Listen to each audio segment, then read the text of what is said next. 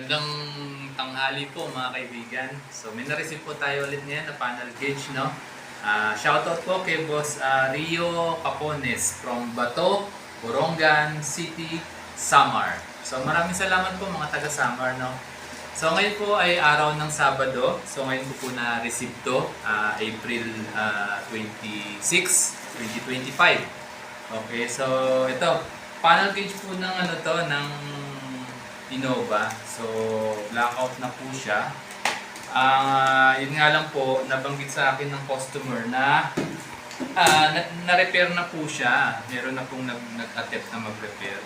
So, ito try po muna natin kung mare-repair natin din at kung hindi naman masyadong nasira yung gauge ng tuluyan. No? Kasi may mga cases ako na na-repair na nasobrahan po ng baga parang masyado nang na-damage yung mismong gauge, kaya kailangan nang bumili ng bago. So tingnan po natin. Tanggalin po muna natin itong cover. Yan. Dali lang po ito tanggalin, no? Okay. Yan. Okay. So na-test ko na po ito. So talagang ayaw pong gumana. No? Yan. Okay, so yan. Tanggalin lang po natin ito, mga nakaklip lang po ito. No? Okay. Tapos ito, tanggalin natin itong needle. Sana mapagana po natin kasi kung di natin mapapagana to, wala, baka kailangan talagang bumili ng kasi pagka nasobrahan ng kumbaga parang may mga na-damage na pyesa at wala tayong available, yun ang medyo mahirap. Lalo na itong mga malalaking icing to. Pagka nasira, wala na. Talagang palit buo na po yung gauge nyo. Okay. So, ayan. Okay. So, ayan. May mga sign po na na-repair na po siya talaga. No?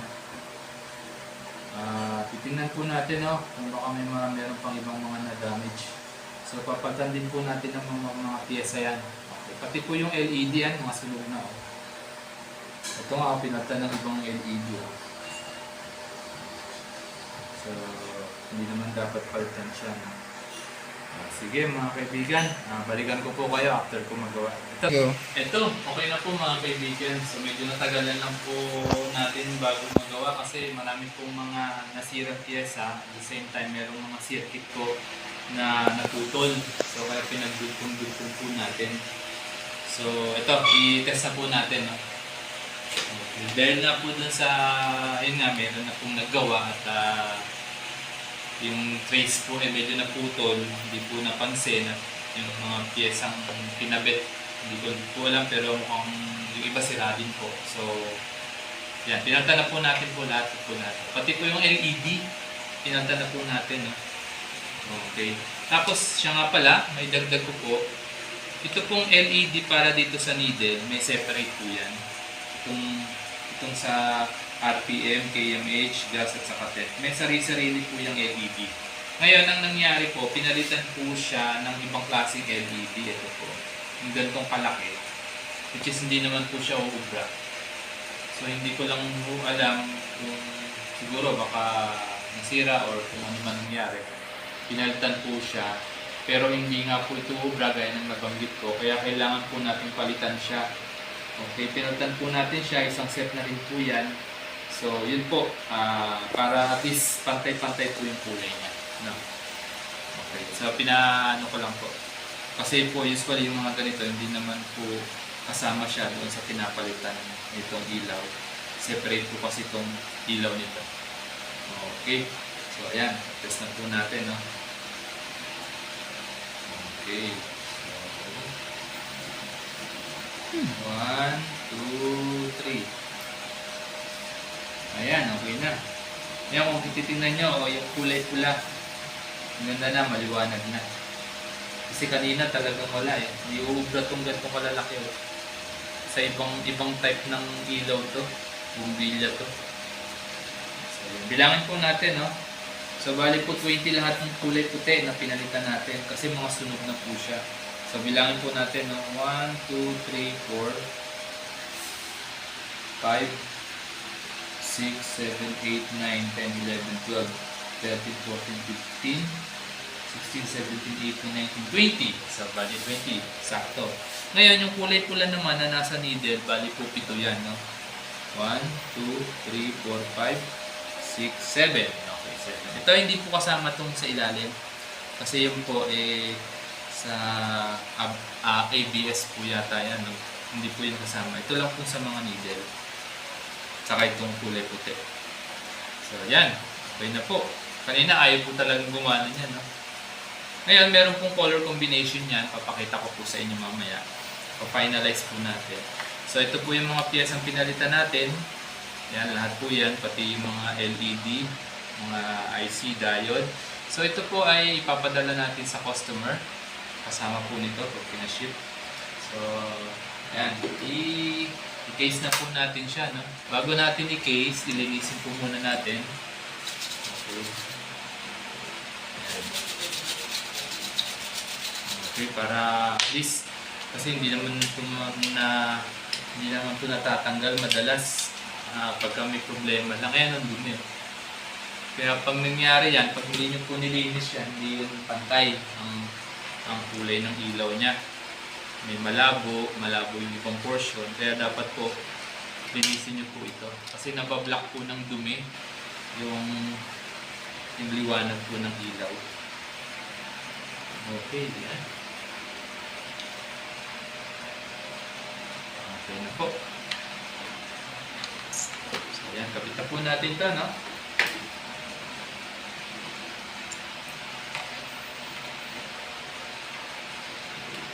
Okay. Ito yung mga nakaklip lang po siya, oh. Ayan. Okay. Yan ito. Okay natin ito.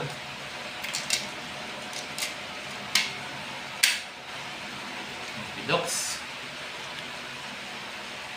Ito naman, LCD. Nandahan lang po sa pagkabit nito kasi babasagin ito eh. Kaya kailangan medyo maingat lang po, no? Ayan. So make sure lalapat po siya, no? Kapag medyo hindi lumalapat, panigurado baka may nabali na po doon sa paa niya or na-bend. Okay. Then ito. Kapit na natin ito. Ayan. Tapos yung mga needle. Bagong palit na po yung ilaw natin dito sa mga needle kaya maliwanag na rin po siya. Okay. Ayan. Isentro ko lang po. Mamaya magkakalibrate po yan. I-check nyo na lang po dun sa mga naunang vlog ko kung paano po yung setting nito. So, mapapanood nyo naman po doon sa mga naunang vlog ko. May tutorial po ako doon. Okay, yan.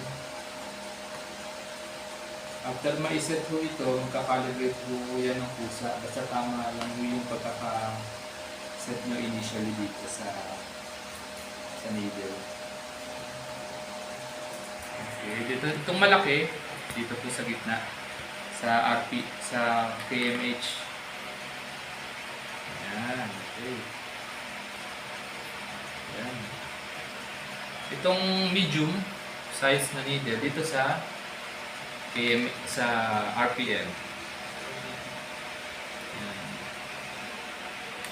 Hindi kasi pantay-pantay yung sukat yan. Ayan, okay. Tapos ito, inisin po natin to. Ayan. Ayan. Tapos, yun. Okay. Ayan. Okay, tapos, itong cover, linisin po natin siya, no? Ng acrylic cleaner para makintab at saka magmukhang bago. Kasi bago na po yung ating LED, dapat malinis po rin itong plastic niya, itong cover niya para maganda yung resulta niya. hindi nalilinis to eh. Ayan, pintab na. Anong bago? Okay. Good.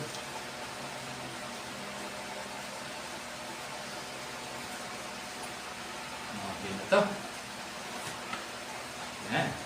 Buti nagawa po natin kahit na meron na pong nag-repair na iba at hindi naman po naging successful. Ayan. Okay. So, ayan po. So, ayan. Meron pong color combination yan. Gaya ng nabanggit ko kasi yun po yung request ng customer natin. So, pakita ko lang po sa inyo yung finished product niya, no?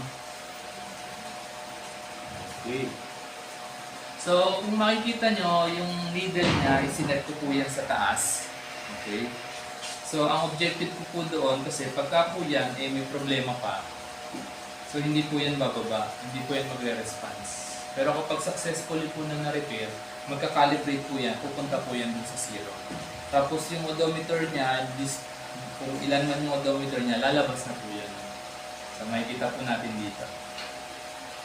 Okay. Ito na po. Susuklayan ko lang po ito, no? Okay. 1, 2,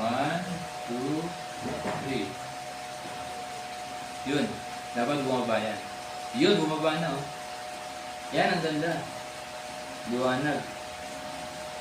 Tapos, ang odometer reading niya ay 191,227.